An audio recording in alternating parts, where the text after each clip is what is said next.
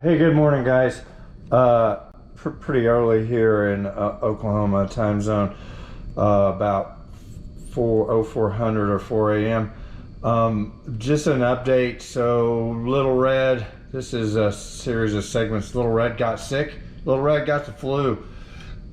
Little Red died about on the 10th of November. It was Friday before the big last import face-off show in Tulsa Raceway on the Sunday the 12th. Little Red died unexpectedly just up the street from our house, and electrical problem. Last 2 weekends spent doing all kinds of things, including replacing the alternator, battery harness in the most intense mechanical procedure was replacing the alternator harness. That was a 15-hour ordeal. Wiring specialist says it only takes 15 minutes, so I would like them to come demonstrate.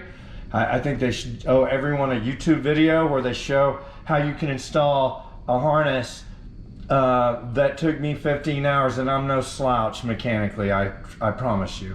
It took me 15 hours and they can do it in 15 minutes. I want to see.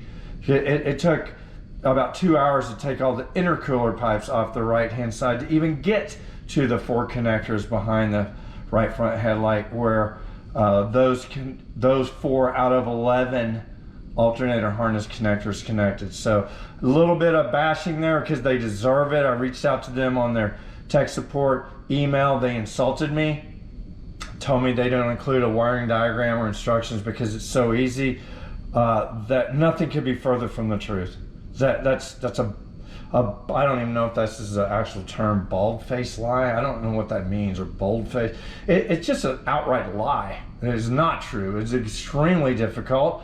And I did manage to do it. I had to remove the right test pipe from under the car so I have access to smash my hand up over the automatic transmission to hold a receptacle for one of the plugs, one of the 11 plugs that goes there. Basically impossible to get to, but we realized, hey, we're gonna have to take that exhaust pipe off. That has to come off. So on top of 4 intercooler pipes, we had to remove an exhaust pipe, and we're gonna do that in 15 minutes. Yeah, in your dreams. But an update, I'm gonna pull this over here and show you another update. So we believe we had narrowed it down to the alternator's been replaced. We have a brand new battery, which we have not tried to connect because we want to make sure we found the electrical problem before we connect the battery up to a brand new alternator harness, a brand new battery harness. The starter has been taken out and taken to AutoZone, put on a computer starter tester, and passed. We ran the test twice. It passed twice. I have no reason to believe it's not good. So we suspect this relay, this little blue relay that you cannot get, is called the bulb check relay. It turns on the alternator light in your instrument cluster when the alternator is not charging. Can't get one. We thought we had found a replacement, ordered it, and as you can see, this is not it. So we spent only like $10. I'm not going to send it back to Source One Auto Parts in Kalamazoo, Michigan. They got it right out to us. It was only here in just like a couple of days. It's not their fault that I ordered the wrong part. This is a Nissan relay. Actually, I think it's used for a couple of things on this 300ZX Z32 platform. It's still used on the Infinities and Murano 370Z. So we're going to keep it. Hopefully we never need it, but we've got it. But this bulb check relay, you can't get it. It doesn't exist. Even getting a part number on it, I've been unsuccessful in doing so. But what did happen is we found a item for sale on eBay. It's a 1989 300ZX fuse block, the one that's in the kick panel where this relay was removed from. And in the picture, it comes with the relays attached. So basically they parted out a car that was probably wrecked And he's selling the entire assembly with, there's about, I think there's 5 fuses and a circuit breaker. And so I just ordered it this morning. I ordered it, it was $80. I get the other relays are probably good. I mean, relays don't go bad often. They can.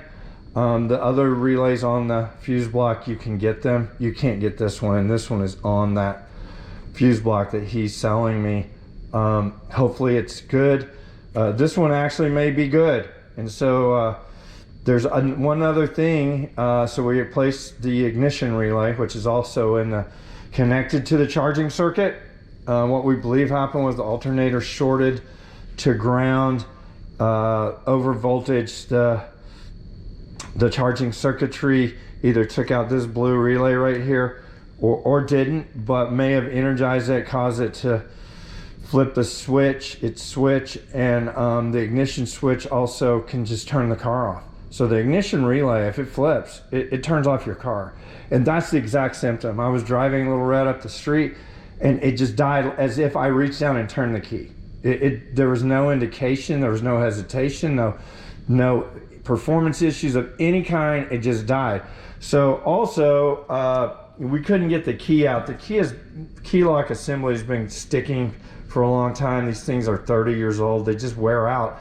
And so we ordered a new Beck Arnley 90 through 96 300ZX ignition lock cylinder, as you see here. It comes with 2 keys, bolts that you can actually remove it if you needed to, but I'm going to go show you what we're up against. So the one that's on the Z Now, of course that is not the case. The one that's on the Z Now is the OEM ignition cylinder lock, and it's locked with anti-theft bolts. I'll show you what that means and what we think we're going to do about it. So if you look underneath, you see how there's no grooves in that bolt. There's no grooves in that bolt on purpose. The way those are installed, when they're installed, they shear off, leaving no way to get them out. That's so that no one will take the steering lock off and steal your car. So what we're gonna have to do, and what we've did a little homework, we were thinking it before we even did the research, but there's several people that are,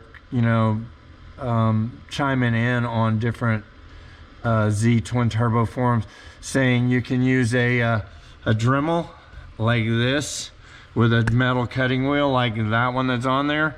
And what we have to do is get this cable unplugged. What I think I'm going to try to do is come in right there in that groove, right between the and just cut the bolt, because to try to come underneath and put a groove in it to remove it, that's not going to be easy to do. Sorry for the camera angles.